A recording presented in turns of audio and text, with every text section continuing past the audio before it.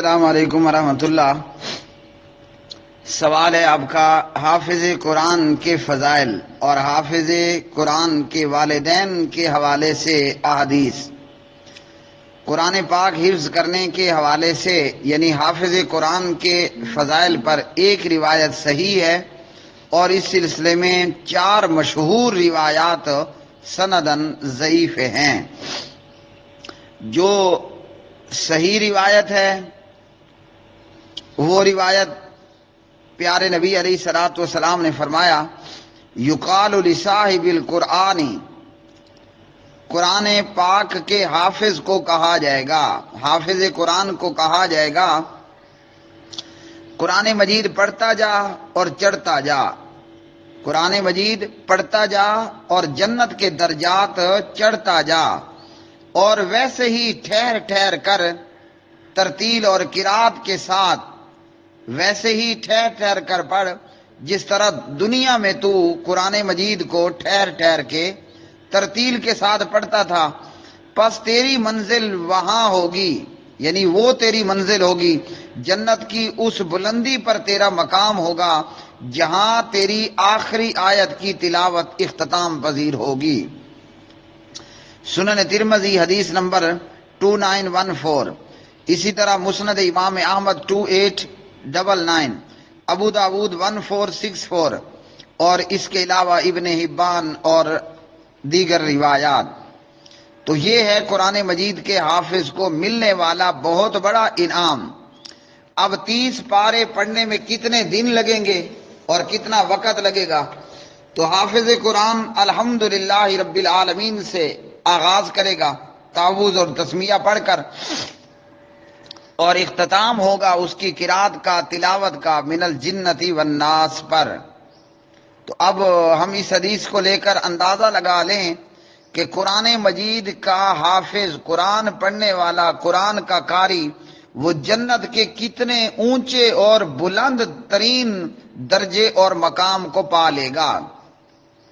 ہم نے تو دنیا میں یہ سمجھ رکھا ہے نا کہ جناب دنیاوی ڈگریاں ہمیں مل گئیں، ہم نے ایم اے کر لیا، ایم اے کر لیا اور فلاں کر لیا، یہ پڑھ لیا، وہ پڑھ لیا، پھر پروفیسر بن گئے جناب، پھر کیپٹن بن گئے، پھر جنرل بن گئے، پھر ٹیچر بن گئے، پھر جناب ہم کاریگر بن گئے، سائنسدان بن گئے، جج بن گئے، وکیل بن گئے، اور اس طرح کی دیگر چیزیں۔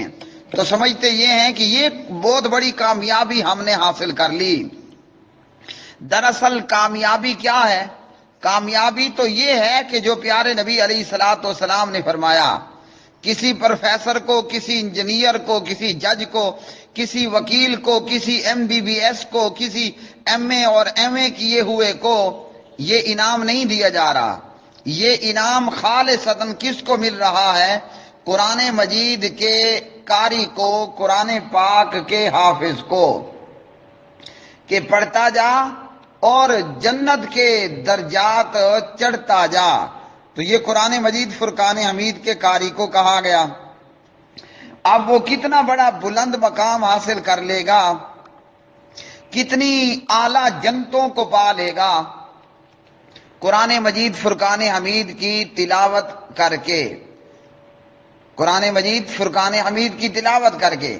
جبکہ آج دنیا میں کیا کہا جاتا ہے، جیسے وہ بہت پہلے ایک بہن کا سوال تھا، وہ بھی اسی گروپ 3 کے اندر، اب نہ معلوم وہ بہن یہاں موجود ہیں یا نہیں۔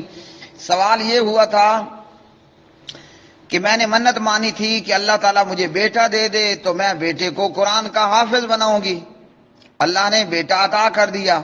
اب جب بیٹے کو قرآن پاک حفظ کرنے کے لیے ڈالنے لگی وہ عورت، تو اس عورت کا سسر یہ کہتا ہے کہ بچے کو قرآن کا حافظ نہیں بنانا، کیونکہ حافظوں کا فیوچر، ان کا جو مستقبل ہے وہ کوئی زیادہ روشن نہیں ہوتا۔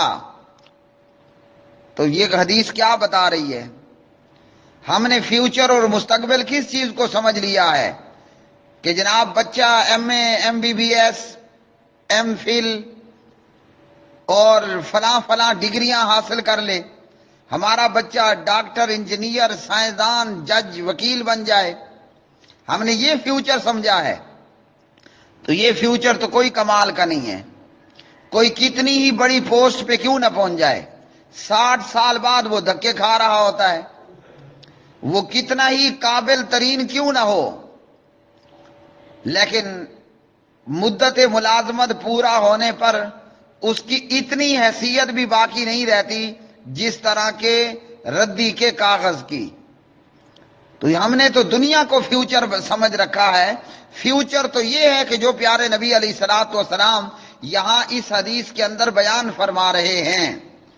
فرمایا کہ قرآن پاک کے حافظ سے کہا جائے گا پڑھتا جا اور جنت کے درجات چڑھتا جا۔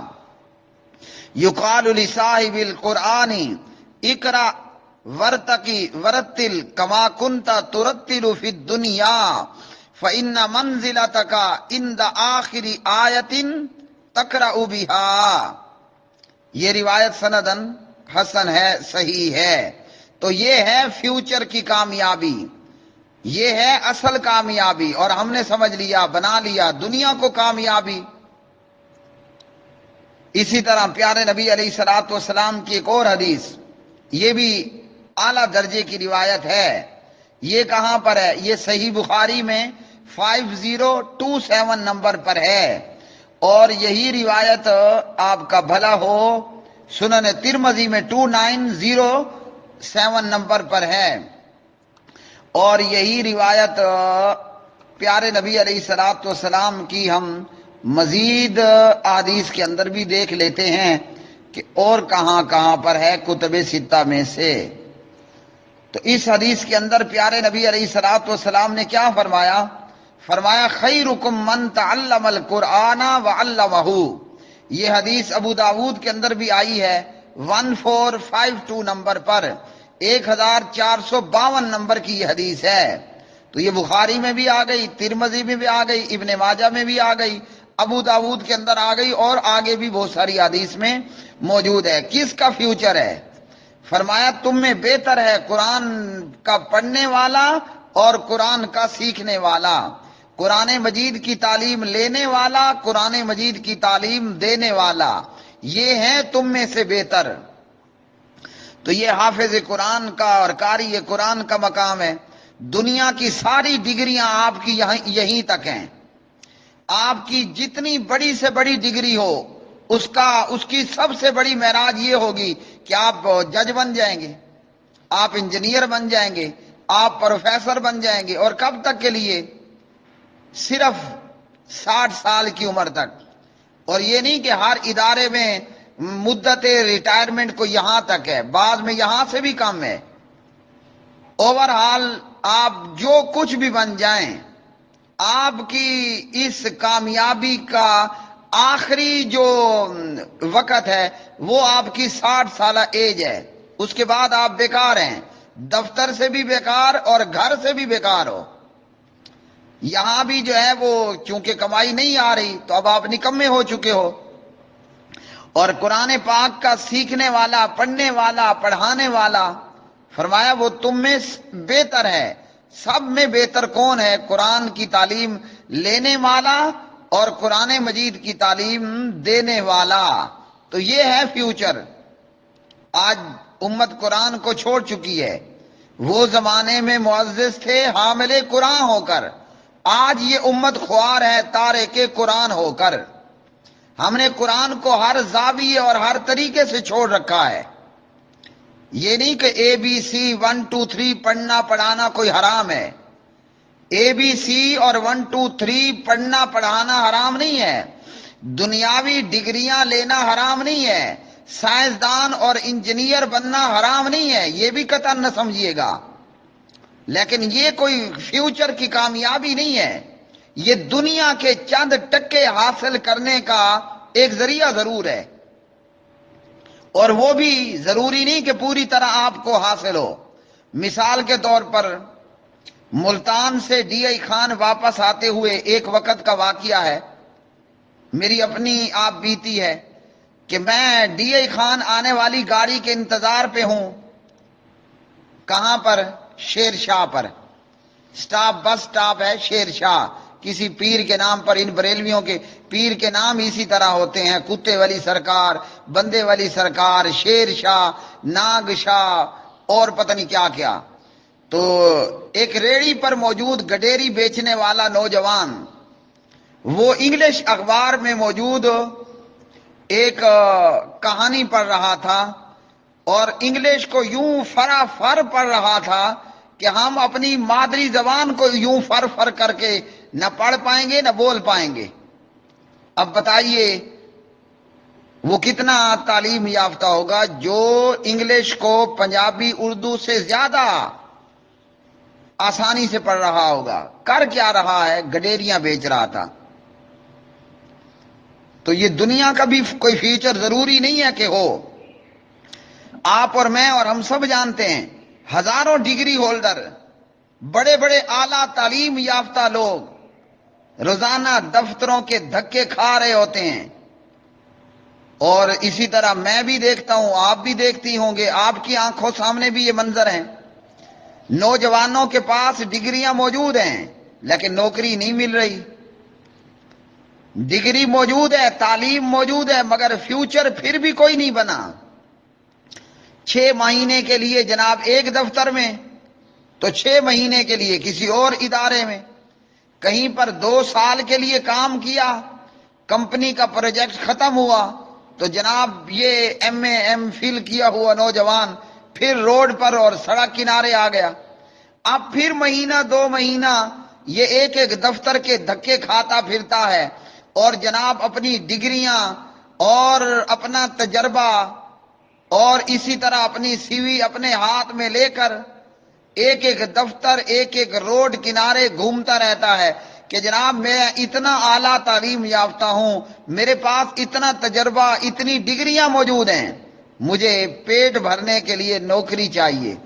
وہ کہتے ہیں جاؤ جی، ہمارے پاس کوئی ویکنسی خالی نہیں ہے، اور کہیں کام مل بھی جائے تو 6 ماہ 2 سال کے لیے، پھر ختم، پھر آگے پھر دھکے کھاؤ۔ آج یہ حال ہے نا۔ تو یہ دنیا کی ABC اور 1 2 3 کا یہاں یہ حال ہے۔ قیامت کے دن میں اس کی کوئی خاک ویلی ہوگی۔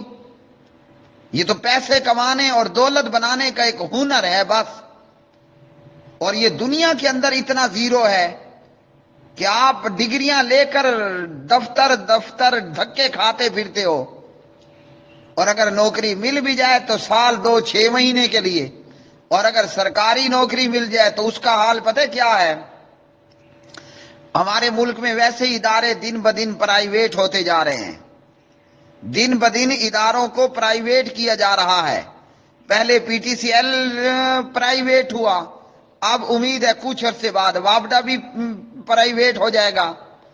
تو سرکاری ملازم PTCL، اس کی مدت ملازمت کی انتہا اختتام 60 سال تھا، لیکن جب یہ ادارہ پرائیویٹ ہوا تو جس نے 10 سال کام کیا تھا، 20 سال کام کیا تھا، اس کے ہاتھ اس کی تنخواہ کچھ خرچہ رکھا اور اسے کہا کہ جاؤ میاں تم گھر کو سدھار جاؤ۔ حالانکہ وہ تو یہ خواب لے کر پڑا تھا، اس نے تو یہ خواب دیکھ کر جو ہے وہ 1 2 3 اور ABC کو پڑھا تھا کہ میرا فیوچر بہتر ہوگا۔ تو یہ تو 10 20 30 سال ابھی اپنی ملازمت پوری ہی نہیں کر پایا تھا کہ ادارہ پرائیویٹ ہوا، اور جناب یہ 40 50 ہزار کی تنخواہ لینے والا یہ روڈ پہ آ پہنچا۔ تو یہ ہے دنیا کی تعلیم کا حال، اور ہم نے کیا کر رکھا ہے؟ ہمارا پورا 100% زور دنیا کی تعلیم پر ہے۔ قرآن مجید، فرقان حمید ہمارے ہاں تو نعوذ باللہ کوئی اوقات ہی نہیں رکھتا، کوئی درجہ اور کوئی مقام ہی نہیں رکھتا ہے۔ جبکہ قیامت کے دن کا ایک منظر اللہ رب العالمین نے قرآن مجید فرقان حمید کے اندر بیان فرمایا ہے۔ ہاں جی، یہ آ گیا سامنے۔ وقال الرسول یا رب ان قوم اتخذوا هذا القرآن مہجورا، اور رسول پاک صلی اللہ علیہ وسلم کہے گا اے میرے پروردگار، بے شک میری امت نے اس قرآن پاک کو چھوڑ رکھا تھا۔ قیامت کا دن ہے اور پیغمبر یہ شکوہ کر رہا ہے، یہ شکایت کر رہا ہے۔ اب شکایت کرنے والا پیغمبر ہو اور شکایت سننے والا رب العالمین ہو، بتائیو مجرموں کا بیڑا غرق ہوا کہ مجرموں کا بیڑا پار ہوا؟ اے بی سی اور 1 2 3 کے پیچھے بھاگنے والی یہ امت اور قرآن مجید کو چھوڑ دینے والی امت ذرا سوچ تو لے کہ شکایت کرنے والا رحمت للعالمین ہے، شکوہ کرنے والا رحمت للعالمین ہے، شکایت اور شکوہ سننے والی ذات وہ رب العالمین ہے۔ ارے ہم مجرموں، ہمارا اور تمہارا بنے گا کیا، ہوگا کیا؟ کوئی عام بندہ شکایت کرے تو سرکار کوئی خاص کان دھر کے سنتی نہیں ہے، اور جب کسی عام بندے کو شکایت کی جائے کہ جو شکوہ شکایت کرنے والے کی فریاد رسی نہ کر پائے یا نہ کر سکے تو مجرم کا کچھ بھی نہیں ہوتا، اور جب شکایت اور شکوہ کرنے والی ذات بھی اعلیٰ اور شکوہ اور شکایت سننے والی ذات بھی اعلیٰ،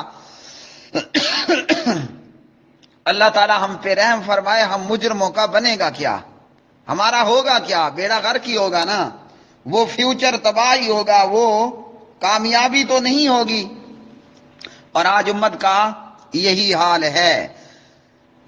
انگریز کی تعلیم پر سینکڑوں، ہزاروں، لاکھوں، کروڑوں لگا دیے جاتے ہیں، بندہ بڑا فخر محسوس کرتا ہے، لیکن جب قرآن پہ خرچ کرنے کی باری آئے تو پھر یہ بندہ یتیم بھی ہے، مسکین بھی ہے، غریب بھی ہے، نادار بھی ہے، لاچار بھی ہے، مجبور بھی ہے، بہت کچھ بن جاتا ہے۔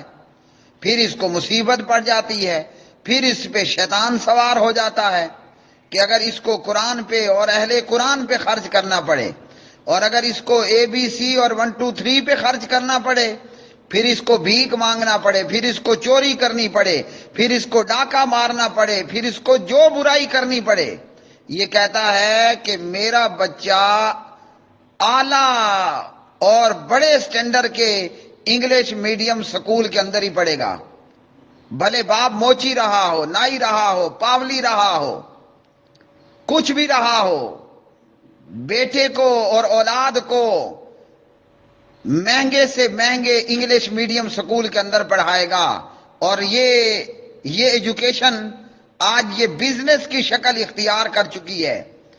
دنیاوی یہ علوم اے بی سی اور 1 2 3 یہ تعلیم کی بجائے یہ بزنس بن چکے ہیں۔ نظر کیا آتا ہے کہ جس کو ایک حرف نہیں آتا، جو خود سائیکلوں کا پنچر لگانے والا تھا، آج وہ انگلش میڈیم سکول کھول کے بیٹھا ہے۔ یہ تعلیم کم ہے، جہالت زیادہ ہے۔ یہ ایجوکیشن اور تعلیم کی بجائے آج یہ انویسٹمنٹ کے، بزنس کے ادارے بن چکے ہیں۔ بہرحال آگے چلتے ہیں کہ نبی علیہ الصلوۃ والسلام کی یہ 2 احادیث، قرآن کے قاری سے کہا جائے گا پڑھتا جا اور جنت کے درجات چڑھتا جا۔ تو یہ 2 اور خیرکم من تعلم القرآن، یہ روایات ہیں صحیح۔ اس کے بعد ضعیف روایات میں سے عبداللہ ابن عباس رضی اللہ تعالی عنہما راوی ہیں، نبی علیہ الصلوۃ والسلام سے یہ روایت کیا، ان الذی لیس فی جوفی شیء من القرآن کالبیت الخرب، فرمایا کہ جس کے دل میں قرآن پاک کا کچھ حصہ یاد نہ ہو، وہ ویران مکان کی طرح ہے، ویران گھر کی طرح ہے۔ اور یہ روایت سندن ضعیف ہے، ترمذی کی یہ روایت۔ قرآن مجید جتنا یاد ہوگا، جتنا پڑھے گا، اتنا وہ ثواب کمائے گا اور اتنے اس کے درجات بلند ہوں گے۔ تو یہ روایت سنن ترمذی میں، اور یہ روایت سندن ضعیف ہے۔ اسی طرح ایک اور روایت اس سے آگے، اس روایت کو علامہ البانی رحمہ اللہ اور علامہ زبیر رحمہ اللہ دونوں نے ضعیف کہا۔ اچھا جی، اس کے بعد ایک اور روایت ہے، اور اس روایت کے راوی ہیں حضرت معاذ الجوہنی رضی اللہ تعالی عنہ۔ نبی علیہ السلام نے فرمایا، من قرأ القرآن وعمل بما فیہ، جس نے قرآن پڑھا اور قرآن پاک کی تعلیمات پر عمل پیرا بھی ہوا، تو اس کے والدین کو قیامت کے دن ایک ایسا تاج پہنایا جائے گا جس کی چمک دمک سورج کی روشنی سے بھی زیادہ ہوگی، جو تمہارے گھروں میں ہوتی ہے اگر وہ تمہارے درمیان ہوتا، وغیرہ۔ سنن ابی داود کی یہ روایت حدیث نمبر 1453، علامہ زبیر علی زئی رحمہ اللہ فرماتے ہیں کہ یہ روایت سندن ضعیف ہے، یہ روایت بھی سندن ضعیف ہے۔